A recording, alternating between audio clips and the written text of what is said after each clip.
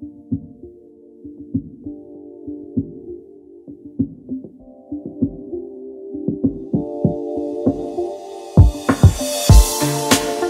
guys, how you going? Today I wanted to talk about my Japan trip and specifically the 10 best photos that I took on this trip. I wanted to do a bit of a different video from the video I did in Hong Kong, which is a bit more like a vlog. I wanted to talk a bit more specifically about the photos from Japan in this video. So this first one here was from Shibuya Crossing. We went here on the first day we actually spent in Tokyo.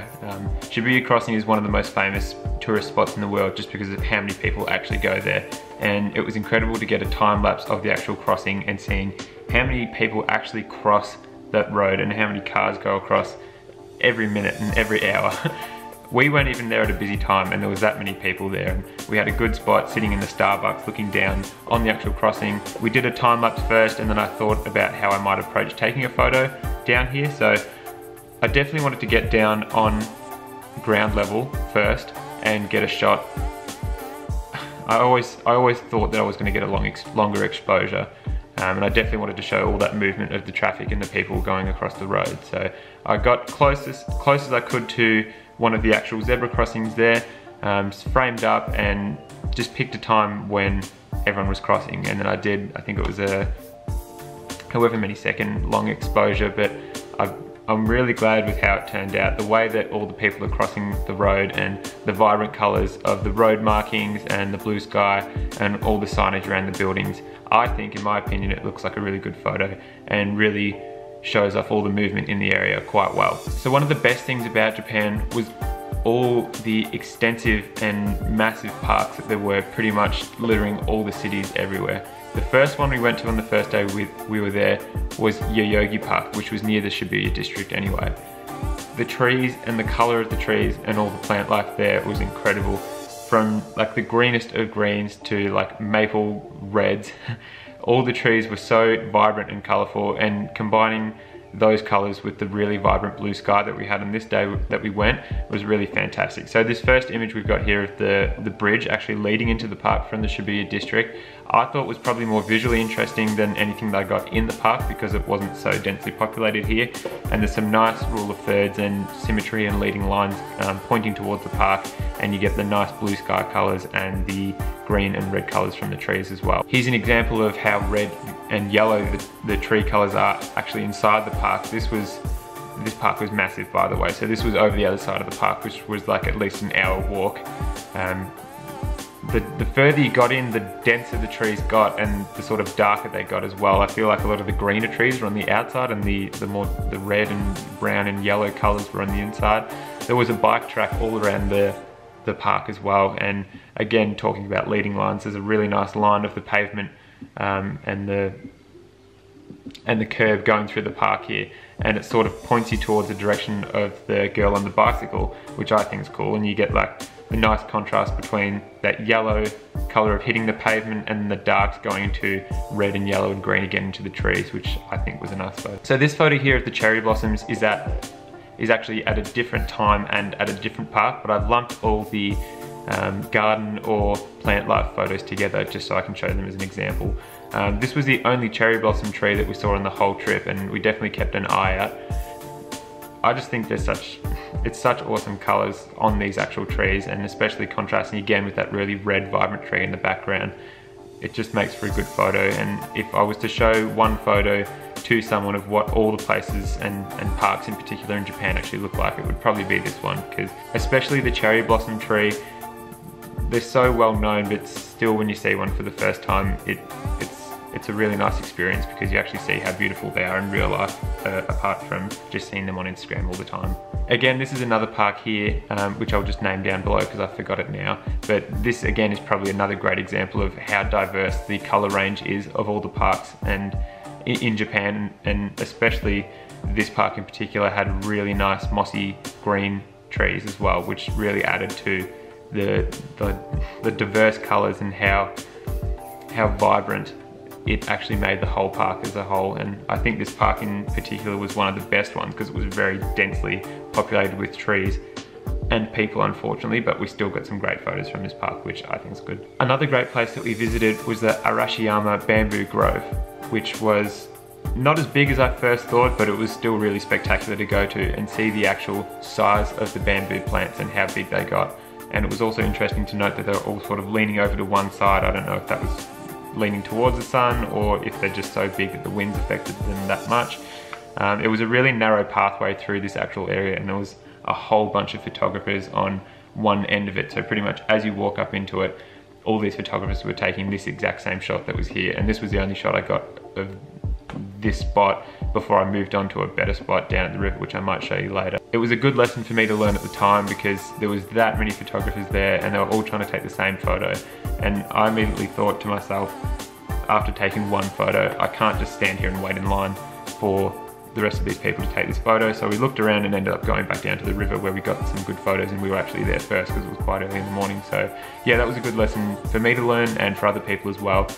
Don't take the same photo that everyone else is taking. So if you see a crowd of people taking a photo, just specifically try and look somewhere else and see if you can get a better or a different photo. A good lesson.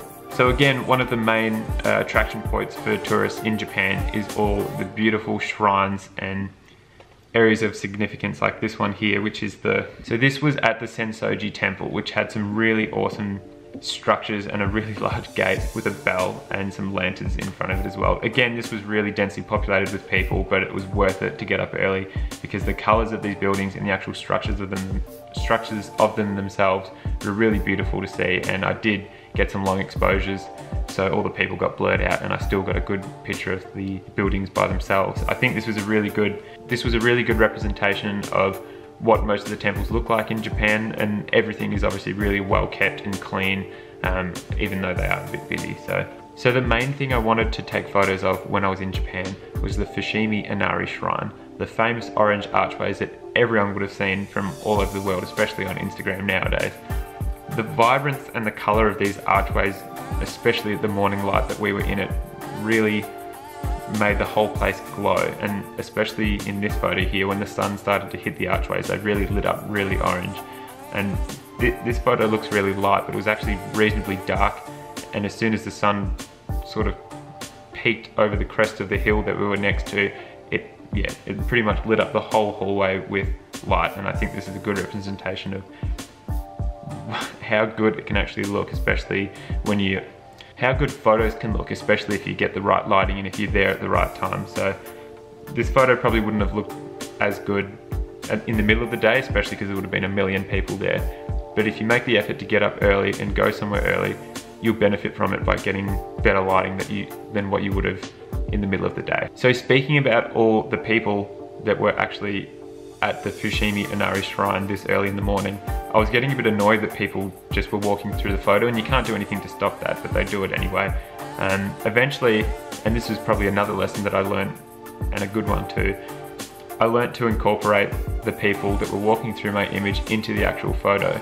And instead of an obvious tourist walking with like a backpack, so me, I would get someone who was visually interesting and use them in my photo. So a couple of times people walked through with umbrellas into the photo, and I took that opportunity to actually use them in the photo. And this one I think is the best example of that. This lady was wearing a yellow raincoat and had a blue umbrella. And if that doesn't contrast well against the orange backdrop, I don't know what does. But I think this was probably my favorite photo from the trip overall. Probably because it's a good photo in my opinion, and I think this was the best photo of me putting an unfamiliar situation into its best use, if that makes sense. I didn't want people walking through the photos, but I used it to my advantage and I got a better photo out of it. So I think that was a good lesson for me to learn. Alright, so we've got a couple portraits coming up now. This is one I took of Emily when we were at the Team Labs Borderless exhibit, and specifically this was the lantern room, which the closer you got to them and if you touched them, interacted with them, they would change color and sort of change their hue or vibrance. And I just think the lighting's really great in this photo. The way that it's lighting up Emily's face and the actual red that the lantern was producing at the time just makes like a really warm, sort of dramatic sort of picture. And I just think it's a good photo, and probably one of the better ones I took in the trip, especially for the portrait. So this was the river that I was talking about before, that we left early from the bamboo grove because there were so many people there. and went down the hill a little bit towards the river, where, as you can see, there was really nice colourful trees along the river, and it was still sort of early in the morning, so the sun was just starting to come up over this hill. And I was actually pointing the other direction here, and Emily was up the hill a bit, and she yelled out and said there was a boat coming, and I turned around and there was like this little fishing boat here and this guy wearing a fluoro vest, which sort of blends in with the trees. But I turned around and quickly set up and got what I think is a really nice photo of, yeah, the young man on the boat, and sort of gives you a good snapshot of what the sort of culture is like in this area. So this was sort of near a large lake, and a lot of fishing boats are around here, so you can imagine this guy's probably getting up at the crack of dawn every morning and going fishing, and that's just part of his life. But to me, it's more of an artistic interpretation of his life, so thank you, kind boat man. The last portrait here is technically a portrait of one of the deer at the Nara Deer Park. This guy looks a bit angry with his horns, and there were definitely some nicer looking deer here, but I really like the way that this portrait was framed. This guy was just chilling out and let me like come right up to him, and I got a nice photo. The way that his eyes sort of like glossy and glazed over, and he's got his like horns as well, it just makes him look sort of evil or mean, but the side profile makes it look really cool as well. And I could have just taken a photo of a normal nice looking deer like Bambi, like a white-tailed deer with the white spots, but this guy just stuck out to me as a little bit different. He sort of looks like a mountain goat a bit with the horns and like the scruffy beard, but yeah, he's a bit cool anyway. I just thought that was a visually interesting photo, especially like a nice side profile, which I enjoyed. So this one's a little bit more abstract, and surprisingly one of my favorite photos from the trip also. This was taken on the last real day that we had out and about. This was in Kanazawa at the Modern Museum of Art, I think it's called. So basically there was a room that you could walk in, and I'll put the name up here. You walked into the room and you look up and you think there's like a blue painting on the roof, but it's actually just a cutout. And on the day that we went, it was just like a really clear day, and it took us a bit to realize that it was an actual cutout of the roof, and you could just see up into the blue sky.